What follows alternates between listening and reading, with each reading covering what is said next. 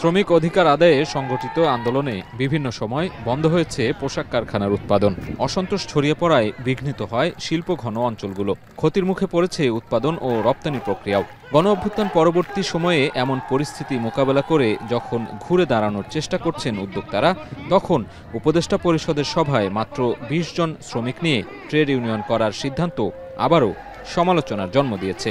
এমন পরিস্থিতিতে অস্থিতিশীল হতে পারে তৈরি পোশাক শিল্প।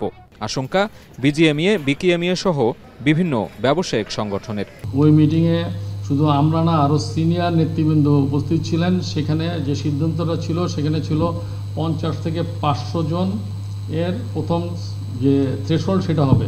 সেটা পরবর্তীকালে আমাদের সাথে আলোচনা না করে অন্য কারোর সাথে আলোচনা হয়েছে কিনা আমরা জানি না, সেটা এখন ২০ থেকে ৩০০ জনে নামিয়ে আনা হয়েছে।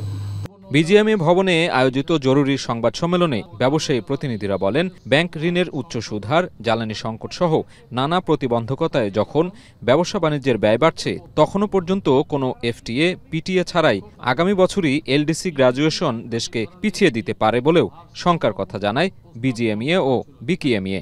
ওয়ার্কিং কমিটি এবং টিসিসির সভায় সকল পক্ষের আলোচনায় যে সিদ্ধান্তগুলো সর্বসম্মতিক্রমে গৃহীত হয়েছিল, উপদেষ্টা পরিষদ তার অনেকগুলাই মূল স্টেক হোল্ডারদের সাথে আলোচনা ছাড়াই অনুমোদন দিয়েছেন এবং পরিবর্তন করেছেন।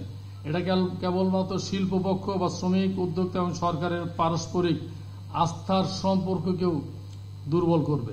কস্টিংটা তুলনামূলকভাবে কম থাকে, ইফিসিয়েন্সি যখন বেশি থাকে তখন কস্টিং কমে আসে। সেখানে এত ট্যারিফ বাড়ার তো কোনো কারণ আছে বলে আমরা মনে করি না। চট্টগ্রাম বন্দরের সক্ষমতা না বাড়িয়ে মাশুল একলাফে ৪১% করার সিদ্ধান্ত রফতানি বাণিজ্যে নেতিবাচক প্রভাব ফেলবে বলেও মনে করেন তারা। দেশে তো প্রতিটা ইন্ডাস্ট্রি কিন্তু এখন product cost will be expensive, even commodity price will be also expensive. আমি দেখেছি যে আমাদের ছোট মাঝারি যারা আছে তারা কিন্তু অলরেডি আরো বলা শুরু করেছে, এমনি তো কস্টে কভার করতে পারছি না, আমরা তো এমনি বন্ধ হয়ে যাচ্ছি। শিল্পবান্ধব নীতি কৌশল সাজাতে রপ্তানিমুখী তৈরি পোশাক শিল্পের নেতাদের সঙ্গে আলোচনা করে সিদ্ধান্ত নেয়ার তাগিদ দেন ব্যবসায়ী নেতৃবৃন্দ। সাজিদ আরাফাত, এখন, ঢাকা।